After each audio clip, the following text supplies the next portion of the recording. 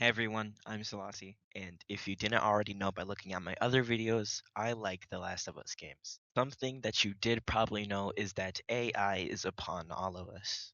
No, I'm not exactly fond of it, but I want to leave my little mark on it and see what it has to offer in terms of creating video games. The reason I wanted to make this video is because obviously people have made games with AI in the past, but all the YouTubers I see doing it send huge prompts and they aren't exactly specific enough, and it pushes the AI too quickly as it can still make mistakes just like every one of us. But from someone who has a little bit of experience in game development, I think I can offer a more structured, slow, and overall easier approach for the AI to create the game. So with all that being said, let's start. And hey, at the end of the video, there might even be a little surprise. Boom. So here we are in ChatGPT, and first of all, I'm gonna be nice to it because I don't want to die when robots dominate the world. And I'm gonna start off our first prompt, which is just creating the actual world that we're in.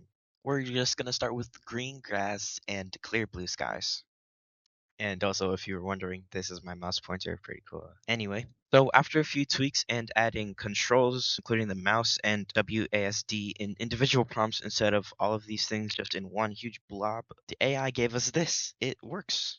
Now that we have a three-dimensional expanse to move around in, we can start breaking up The Last of Us's gameplay into its fundamentals, which I think is safe to say is 3D, third person, and shooter. Now, obviously, the game that we have right now isn't third person, which is the first change that we should make. This is the prompt that I fed ChatGPT, which is saying to create our 3D character and make an offset from the player so the game is third person. ChatGPT gave us this, which in my opinion looks pretty good. Now it was time to kill two birds with one stone, and I decided to add trees because number one, world just doesn't look that good when it's just flat.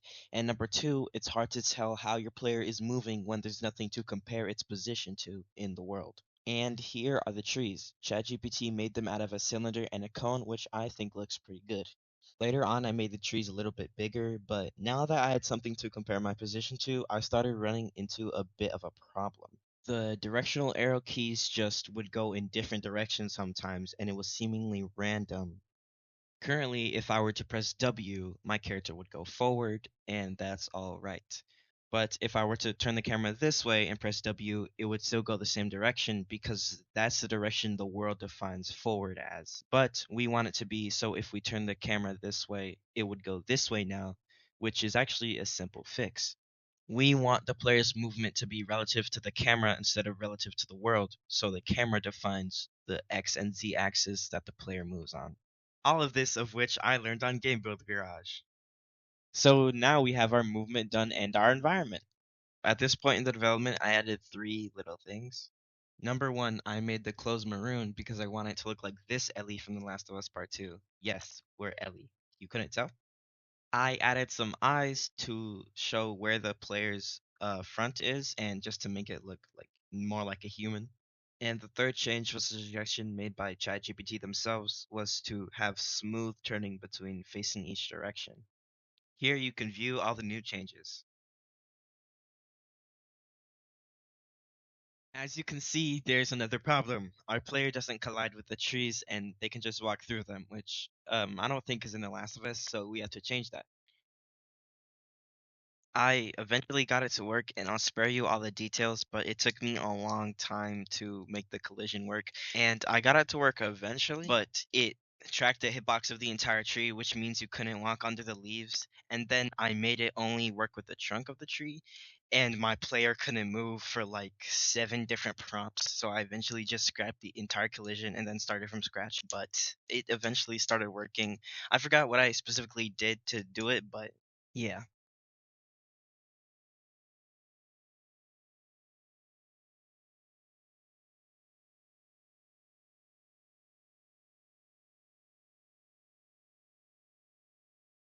Now, before we make this into an actual game, I added two more visual changes, which was adding a new like type of shading and fog to make it more like a post-apocalypse.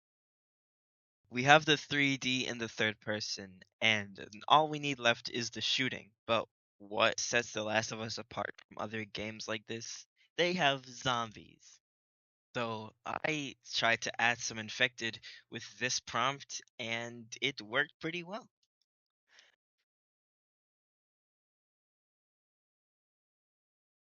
Now, I felt like I wanted to add the shooting last because that was the most exciting part. So before that, I wanted to add a game over screen. If these zombies touch you, you will die in one hit.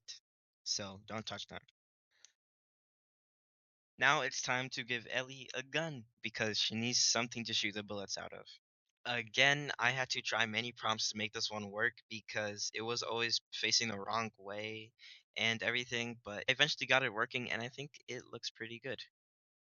And now we had to make the bullets fire. But to make the shooting overall easier, I made two adjustments. Number one, I made the camera a little bit above the player to make the third person shooting style easier, and I put the rifle in the center of the body because it's kind of hard to shoot from the side of the body. I made a black sphere shoot out of the tip of the rifle and collide with the enemies, which kills them, and I adjusted the shot speed and the delay to my preferences. And lastly, I made it so each time a zombie dies, it spawns two more, and each one gains a little bit more speed than the last one, so the game gets progressively harder. Somewhere along the lines, I also gave them tan skin and a circle crosshair to be like in The Last of Us, and yeah, it's time to showcase the full gameplay.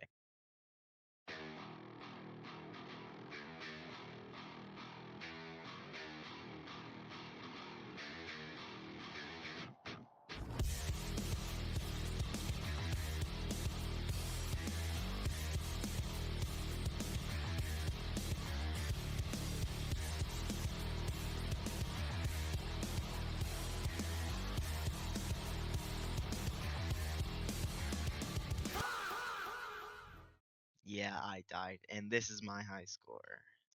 Anyway, is this The Last of Us? No. This is nowhere near The Last of Us. But is it playable and is it kind of good? Yeah, I think so. Of course, it doesn't have everything that The Last of Us has, stealth, different guns, different enemies, and hopefully next time we can update the player because right now it just looks like caramel ice cream with black licorice gumball eyes. But I can do that next time if this video performs well enough. I'd be happy to make another video like this, expanding the game and making it far better than it is now, but for now, it's just gonna stay like this. And that surprise I was talking about at the beginning, it's not all that, but you can actually play this game. In the description, there will be some way you can access it. I'll figure that out later, but yeah, you can play this for yourself. Try it out and try to beat my score, which again will be shown on screen now. I hope you enjoyed this video, and I hope you also have fun playing the game that me and ChatGPT made. I hope you have a good rest of your day or night, and I'll see you in the next video, which may or may not be a part 2 for this one.